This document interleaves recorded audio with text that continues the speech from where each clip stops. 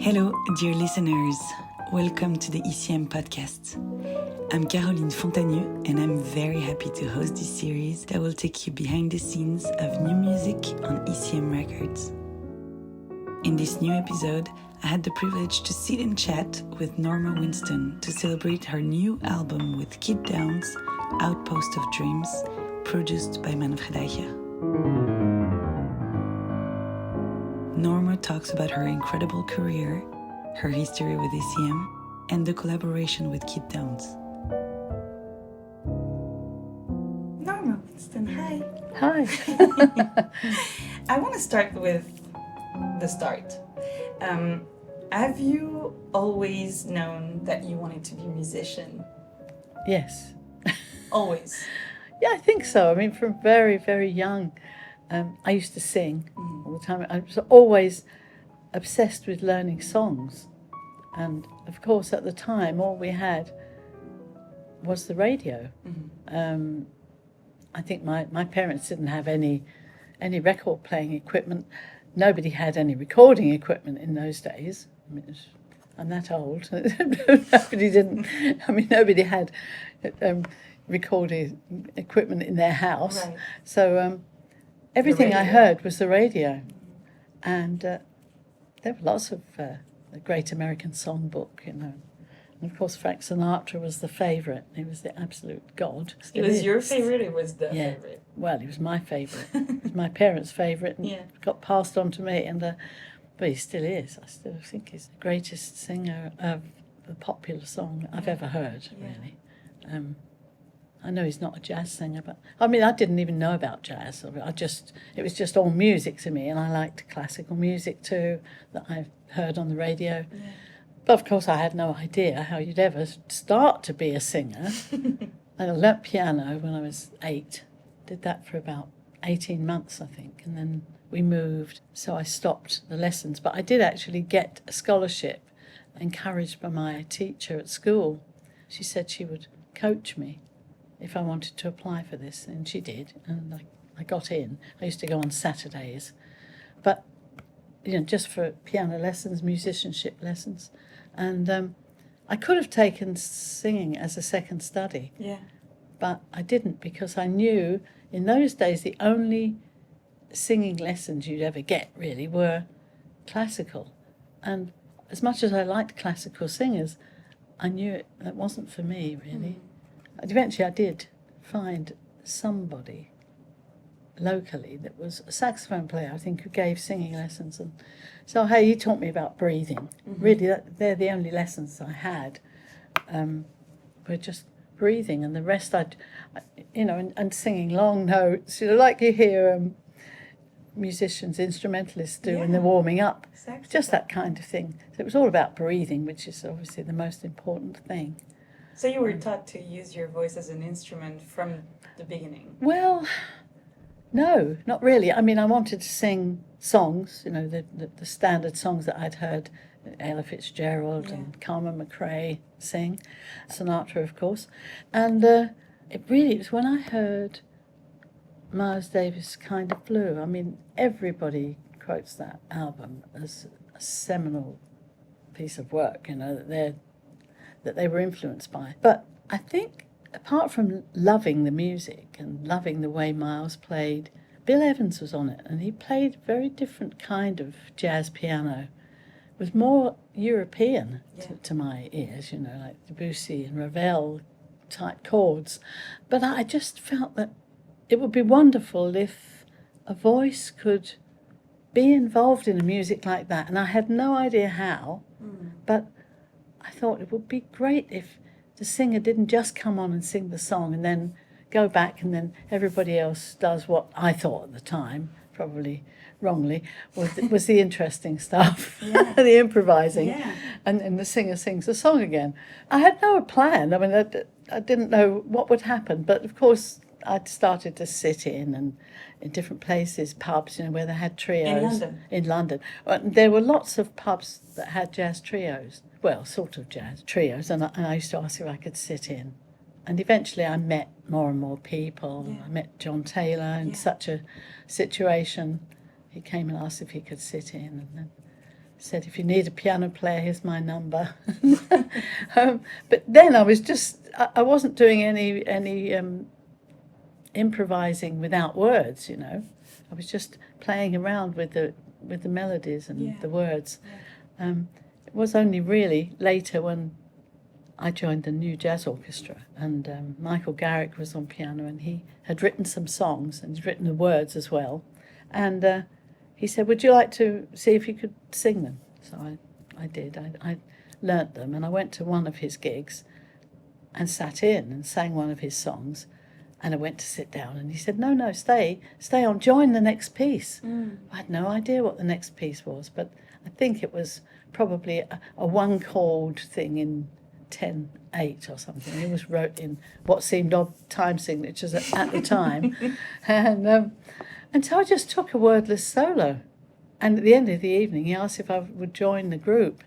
And one of his saxophones, he had 2 saxophones and trumpet front line, one of the saxophones was leaving, and he said, would you like to just sing the saxophone pad, and sometimes we'll have words and sometimes you'll just sing those lines. And I thought, wow, I suddenly thought I'm doing maybe what I was thinking of all those years ago. It's interesting that you're talking about Miles, because when we think of the singers at that time who were amazing, you know, Carmen, Ella, Frank, there's something a little different in what you're bringing. It's only my opinion, but every time I hear you, I feel you're confiding in me. You're telling me a story. It's not about whispering something. It's just about confidence, you know? And there's something. Was it something that you felt was missing in the singers that you were listening to, or that was intuitive to you? No, it wasn't. I thought there was anything missing with them. It's just I knew that I wanted to do something a little bit other than what I'd heard them doing. And I thought at the time that once I got to singing without words and singing with instruments, you know, in unison with instruments, I loved that idea of blending. And of course, the fantastic opportunity singing next to Kenny Wheeler. Yeah. I mean, you know, I think I learnt a lot from his sound, because I hated the way I sounded in the beginning, and I didn't quite know what to do about it, but I knew I had to get a better sound. I was just hell-bent on improvising, so I didn't think about how it sounded. In fact, the first time I was recorded by ECM, that was the first time I heard my voice, and I thought, well, actually, I can stand to listen to that. And I think I was recorded more sympathetically than it had ever happened before, and with a bit of reverb. And so I then aimed at sounding like that. But of course, I was singing without words, but I always loved words. Yeah. But I always felt that not all music needs words. But then I wanted to expand the repertoire, you know, from the Great American Songbook to something else. And I knew all sorts of people that were writing great tunes, like Ralph Towner, Kenny, John, and Steve Swallow, of course. So I thought, well, I'll see if I can write words, and that way I'll expand my repertoire to something different. And so I did. And I mean, I love singing words, and I feel that if there are words to a piece, the words have got to come up somewhere to the level of that song. Yeah. You know, it's not just words fitting. No, it needs to the take notes. The listener to You know, it needs to sort of add something. And I usually feel that I find the words that are in that piece of music. That's the way it feels. Yeah, it gives a direction really to the listening experience. Well, without I hope so. Replacing it. Yes, I hope so. Yeah. But with Azimuth, I think you didn't always need words. They would have distracted and. You know, you were coming back and forth between those things, which is so exciting for an artist to be able to just use those words or not, and be an instrumentist or a vocalist and a singer and lyricist, and that's so fluid the way you're going back and forth those things. Traveling forever in the dark.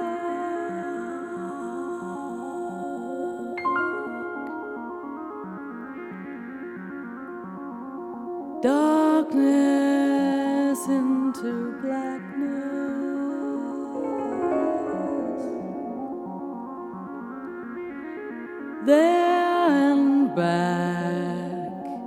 it's always black. The Azimuth with Kenny and John. Was it Manfred's idea?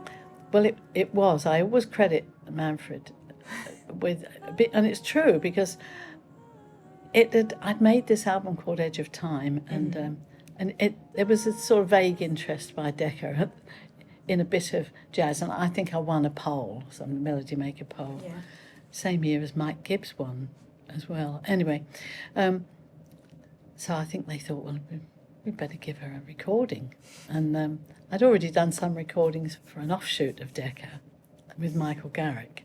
So they offered me this album and I did it, but probably they lost interest in lots of the English things that were happening then. And it was then impossible it seemed, to get another recording. So John said, well, why don't we just we'll go into a studio and we'll do a few tracks. And just the two of you? Yeah, just the two of us. And I'll take them to record companies, most of which were in Germany. Yeah. But of course, top of the list was ECM. Did John know Manfred Eicher at that time? No, but Kenny had mentioned John, I think, before he did New High. Yeah. And I think Manfred, he asked about having John on the record, and Manfred said, well, I think maybe we should have Keith, which is a very good move. Yeah. But so I think he knew about John anyway. You had heard of him, yeah. And so he had an appointment. Manfred was, of course, the first one. And the night before he went, he just got this synthesizer and he was playing around with it and he came up with a loop. I don't know, he recorded me something. He just said, oh, just improvise over this. So I did. I think John Sermon had advised him that if he was meeting Manfred, to try and take something unusual. Oh. So he took this little recording that he'd made at home and he played Manfred these other pieces, and I think he liked them. Did he also play what you had recorded? Yes, he played what was recording in the studio. And then he said, well, I've also got this thing, this little piece. That I did last night. Yeah. And as soon as Manfred heard it, apparently he said, I can hear a flugel with the voice. Let's bring Kenny in. Amazing. And so it was his creation. And we loved it. I loved the idea because we were both working with Kenny. Mm-hmm. John had a sextet that Kenny was in. Yeah. And you were best friends, all yeah. of you. And Kenny had been on Edge of Time. Of course. We worked with him a lot, so it was a fantastic idea. But yes, it was Manfred's idea. Talk to me about the artistic relationship with Manfred Eicher and ECM and the label. Well, I mean, we were so thrilled to get the chance to record for that label, and I think Manfred seemed to be happy with all the things that we were doing, but would, of course, make suggestions, which were generally, something good. I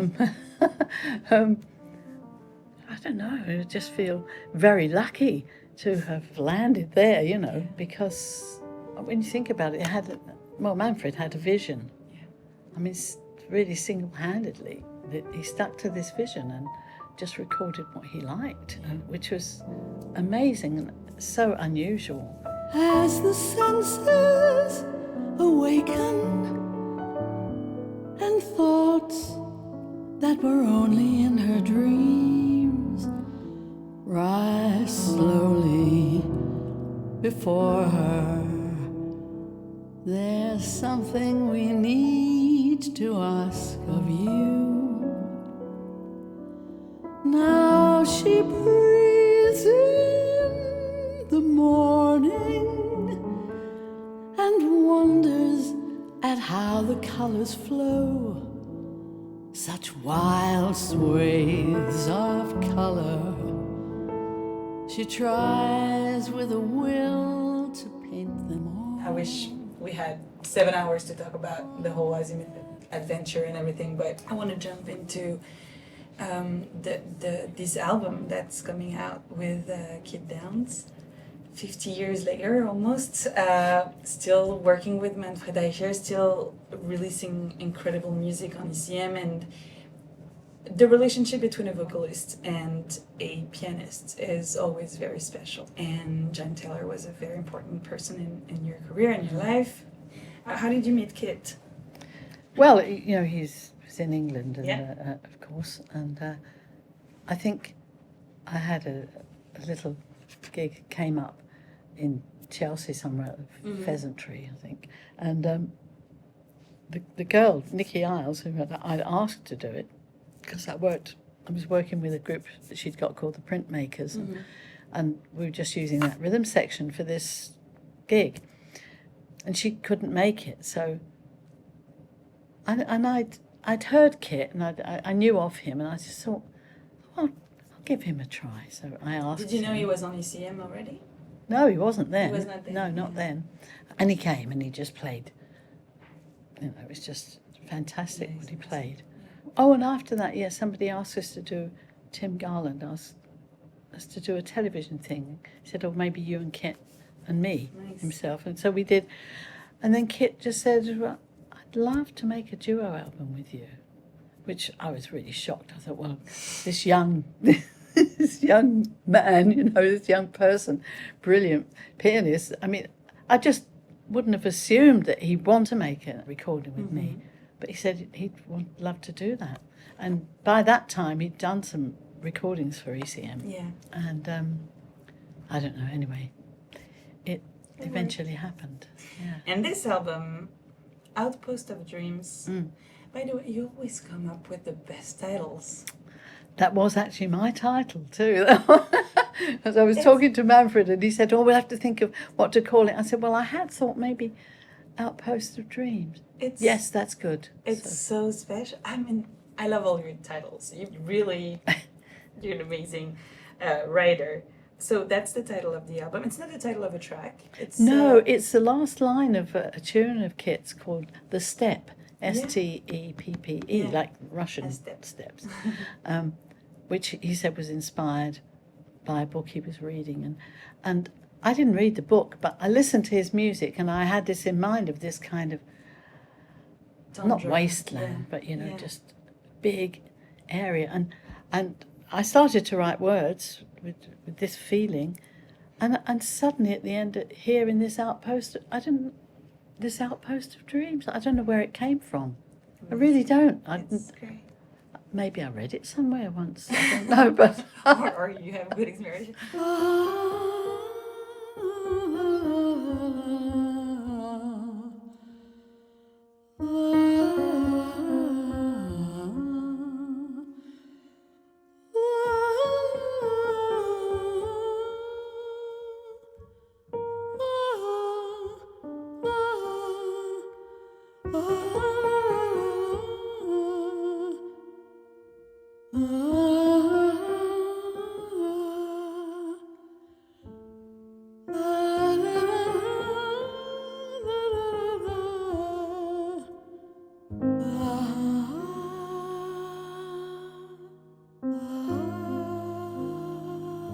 You wrote all the lyrics for this entire album.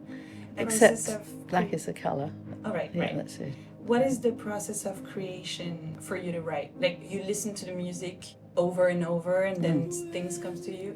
Yeah, usually that's... And you just write words, or like the whole poetry comes? No, I listen to the music, and then suddenly maybe a phrase will come to me, a word, a phrase in words that fits a particular musical phrase.